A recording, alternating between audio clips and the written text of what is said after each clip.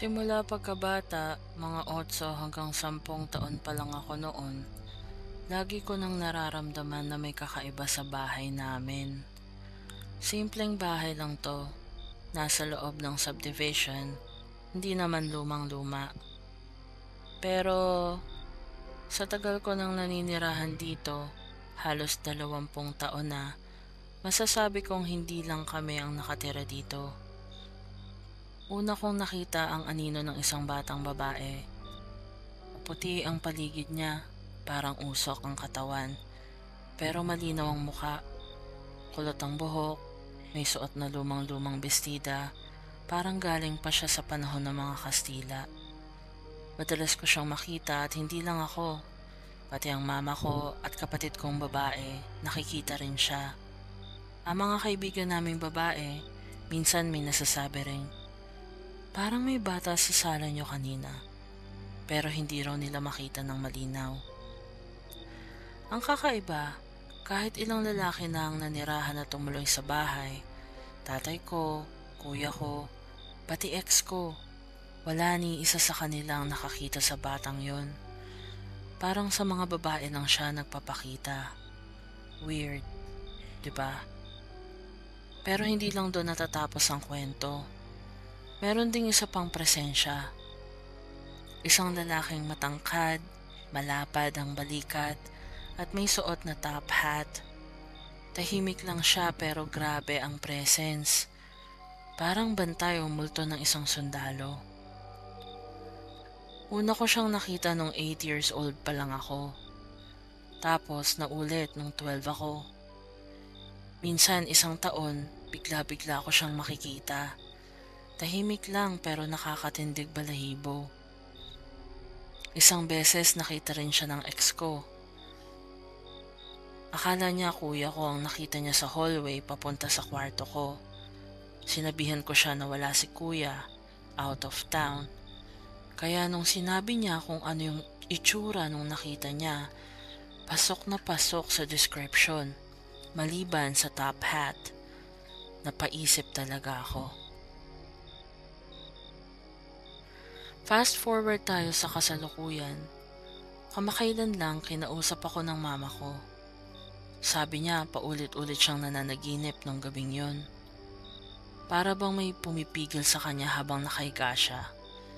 May mabigat sa dibdib niya at sa mga braso niya. Hindi siya makagalaw, hindi siya makasigaw. Pero naririnig niya ang sarili niyang paulit-ulit na sinasabi, "Umalis ka, hindi ka welcome dito." 6 na beses siyang ginising ng tatay ko dahil sa paulit-ulit na bangungot.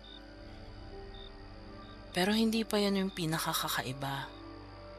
Nung nakatira pa sa bahay ko si kuya, minsan natulog sila at ang girlfriend niya sa kwarto niya. Kinaumagahan, nanginginig at umiiyak yung girlfriend niya. Naka-experience daw ito ng matinding sleep paralysis. Nakita raw niya yung batang babae. Oo, yung batang nakikita namin. Pero this time, iba daw. Yung mukha parang deformed, galit. Nakatayo to sa gilid ng kama at nakatitig lang sa kanya. Di raw siya makakilos kahit subukan siyang gisingin ni kuya. Pero halos puro ungol lang ang lumalabas sa bibig niya. At ang pinaka-weird, sa mismong umaga na yon, kinukwento ko kay mama na nakita ko ulit si girl sa kusina habang nagmemeryenda ako nung gabi. Napatigil kami ni mama nung marinig namin ang kwento ni na kuya at girlfriend niya. Sabay-sabay naming naisip, baka nagsiselos yung bata. Pero teka, hindi pa tapos. Kinagabihan nun ako naman. Ako mismo naka-experience ng isa sa pinakamatindi kong sleep paralysis. Parang may nakatayo sa paanan ng kama ko.